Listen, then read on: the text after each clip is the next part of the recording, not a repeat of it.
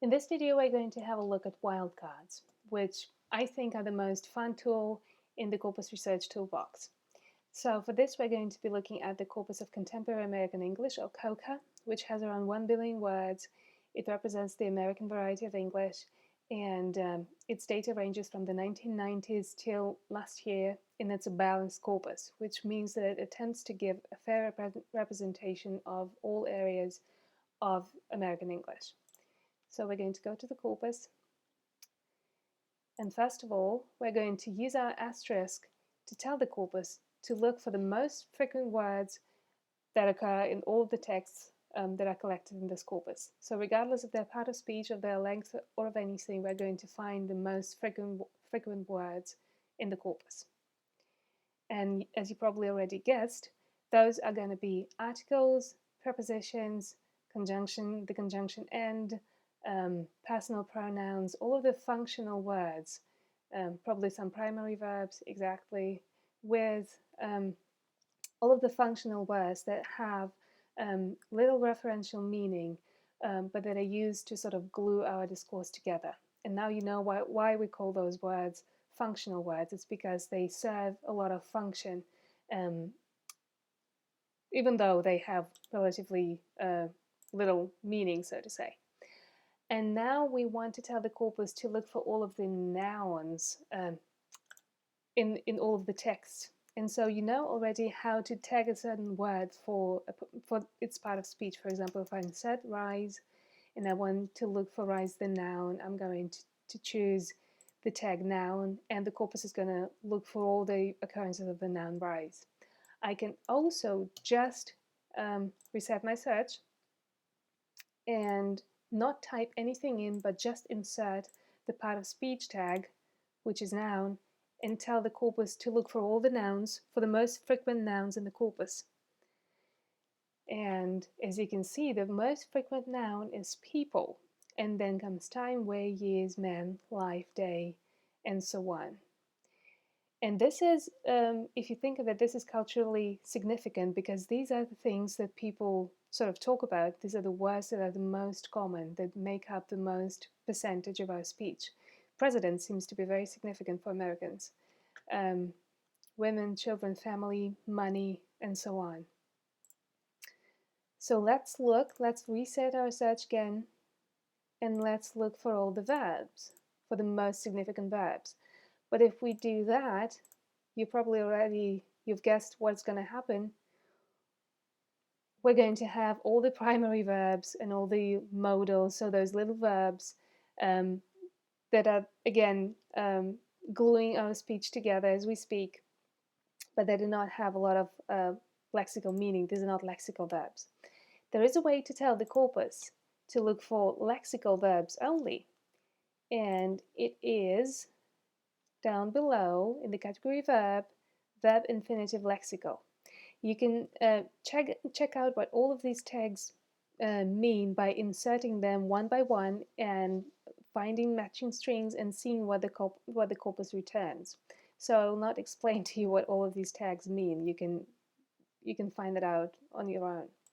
So I'm going to insert the tag for all the lexical verbs and let the corpus search.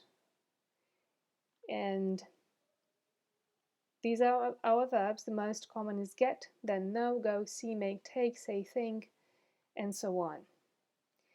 You can also search for the most frequent verbs in the certain subsections of the corpus. For example, if you click on sections, you can choose newspaper or academic. Let's go with newspaper, and find what the most frequent verbs in the genre newspaper are. And it's again get, just because get is the most frequent lexical verb in the corpus. Make, go, see, and all of the ones that we already saw.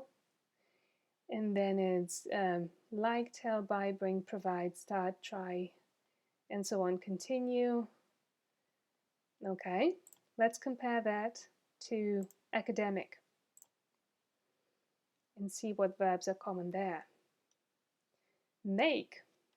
Okay, provide, take. So see, this is significant. This is already different. We had the verb get as the most common verb altogether in the corpus and in the subgenre of newspapers, and in the academic writing we have make. Provide, take, use, help, see, let, find, and get is only in the 7th place. Okay. So another interesting thing to do is if you look for all the nouns, for example, again, and you click this little box here, then the corpus will show you the nouns in the respective subsections on one page. And this also takes a little time because it's sort of a big task. So you can see again that the boxes are colored differently, and the darkest boxes have the most frequency per million. So the word people is most common in spoken language, but it is not that common in academic writing, for example. And if you look at the word man, then it is most common in movies and fiction, and it's not common at all. I mean, it's still used some, but it's not that common in academic writing. The same thing is with thing.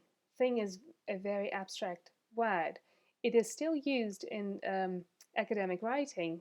Don't think that it isn't because there is not a number here, but it's not used that often that it's worth mentioning here in this section, right? And the word thing is most common in spoken language and in TV and movies. So this gives you a lot of information about the subgenres of the corpus and what kind of words are used there. Another way to compare sort of the keywords using wildcards is to go to GloWbe by returning to the main page and selecting Global Web-Based English, which we worked with in one of the previous videos. And so what is different about this corpus is that it comprises various varieties of English. And so if I look for nouns here, for example, I can look, first of all, untick this, and look for a particular subsection of the corpus, for example, United States. And we already saw this in COCA, so there shouldn't be any surprises here what the most frequent nouns in American English are. And so it's again, people, time, where, years, world, things, and so on. So no surprise. Government instead of president in GloWbe, but remember, COCA has much more material and much more years of American English. GloWbe only has 2012 and 2013, and it only represents the language of the web. And so we can change, for example, to Pakistan and see what kind of nouns are most frequent in the Pakistani subsection of the corpus. And surprise, surprise, the most common is still people, but in the 4th place we have prophet, and then we have way and Islam, life, day, years, country, man, person, government, and Muslims. So you see how those keywords, the most frequent nouns, they have some cultural significance. And so a good research question would be to go through these various varieties and see what kind of words are most frequent and try to interpret these findings and interpret what they tell us about the text in the corpus and about the variety itself.